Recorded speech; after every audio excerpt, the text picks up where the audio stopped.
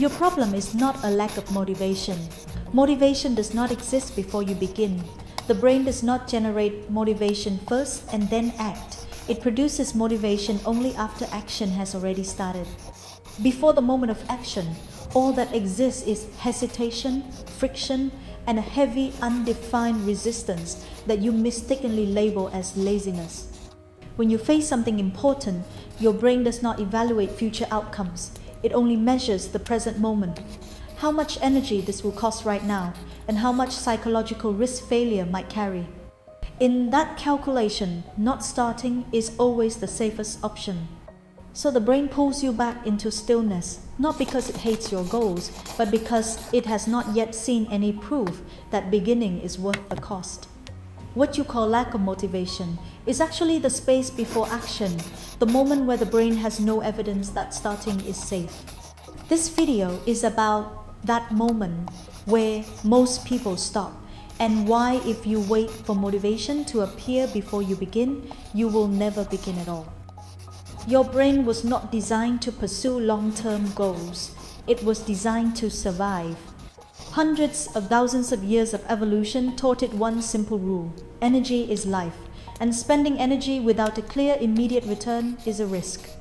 So when you stand in front of a task that requires effort but offers no instant reward, the brain does not see growth. It sees potential danger, not physical danger, but a threat to energy and identity.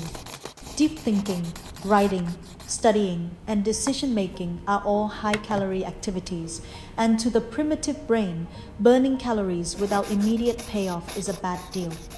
That is why, right before you even begin, the brain activates a conservation response, fatigue appears, boredom rises, and a familiar impulse surfaces delay a little longer.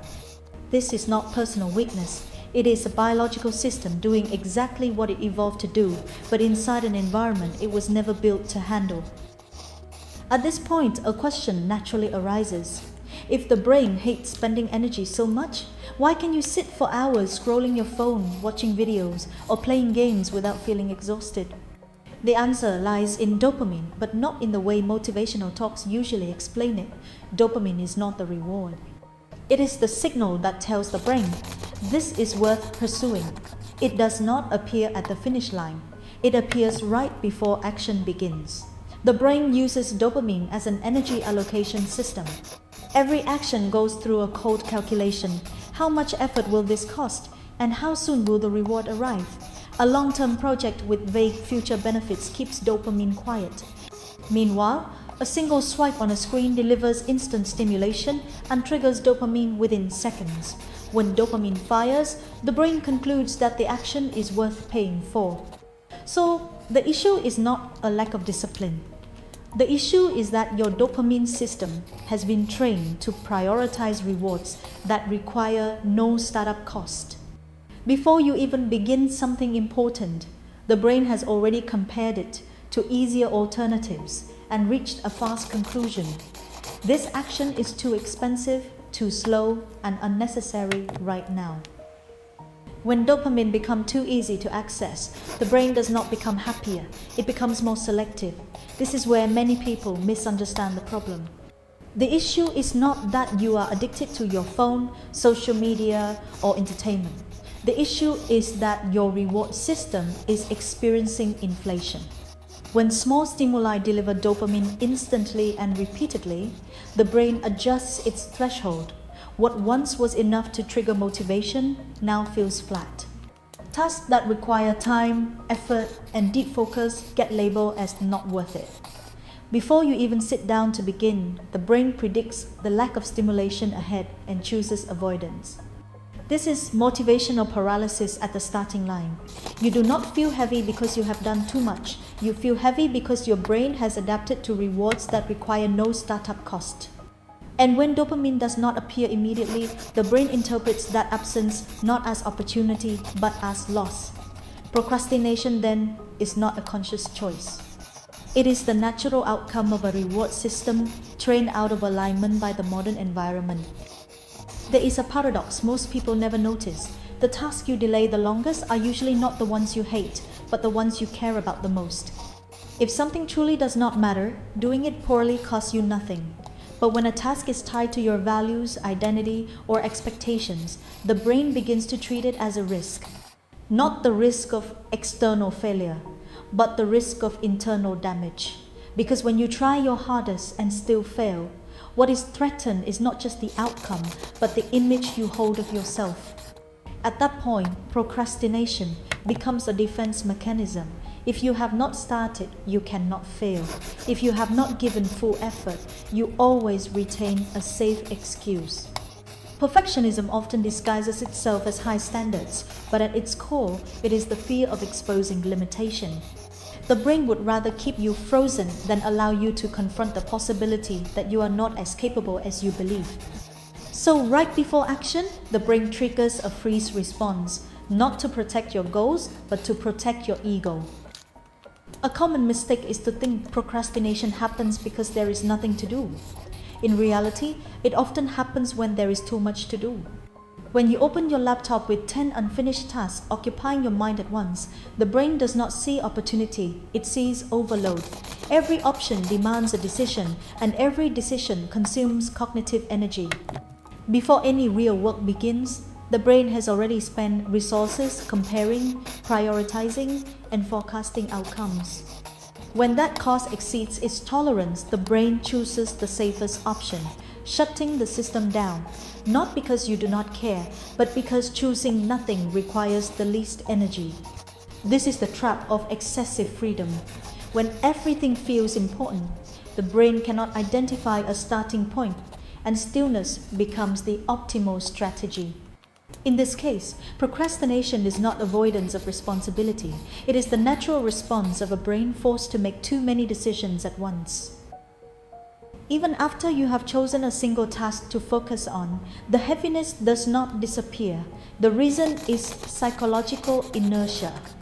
A system at rest tends to remain at rest, not because it is weak, but because change requires an initial force strong enough to overcome friction.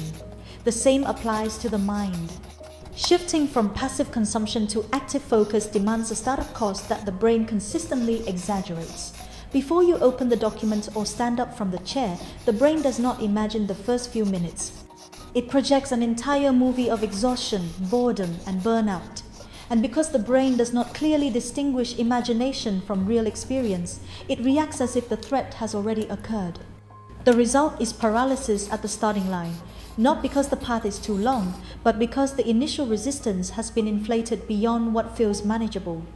In most cases, the pain of thinking about action is far greater than the pain of action itself. After everything we have examined so far, one belief still holds strong in many minds, that with enough motivation, everything would become easier. This belief is a dangerous illusion. Motivation is not the prerequisite for action, it is a byproduct of action.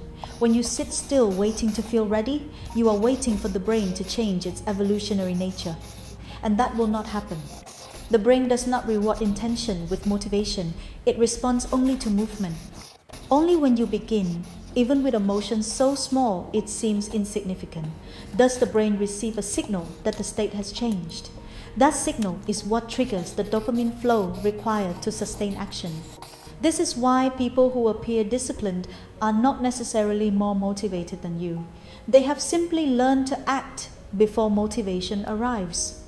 In the natural order of the brain, action always comes first, and feeling follows. Reverse that order, and you remain permanently stuck in preparation. If action must come before motivation, the next question is obvious. How do you act when the brain blocks you at the starting line? The answer is not trying harder, but starting so small that the brain does not register it as a threat. The brain does not react to goals, it reacts to startup costs. When you tell yourself you must complete a large task, the brain sees a massive energy expense and pulls the brake immediately. But when you shrink the action down to something almost meaningless, opening the document, writing one sentence, standing up and putting on shoes that cost drops below the alarm threshold, the brain has no reason to intervene. And once movement begins, even at a microscopic level, inertia starts working in the opposite direction. This is not romantic. It does not create instant inspiration. But it creates evidence. Evidence that starting is not as dangerous as the brain predicted. And that evidence is what gradually rewires your motivation system. At this point, one thing should be clear. The problem was never a lack of willpower.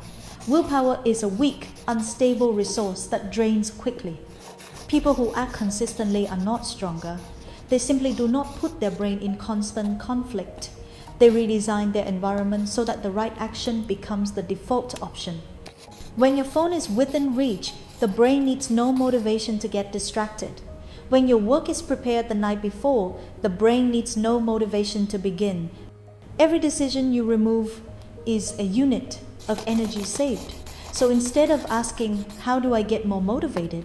The real question is, how do I make the right action unavoidable? Do not try to defeat your brain with force. Remove its reason to resist. And when this video ends, do not make a grand plan. Do not promise a new life. Choose the smallest possible action and do it for exactly 2 minutes. Not to prove anything to anyone else, but to show your brain one simple truth. You do not need motivation to start. You only need to start.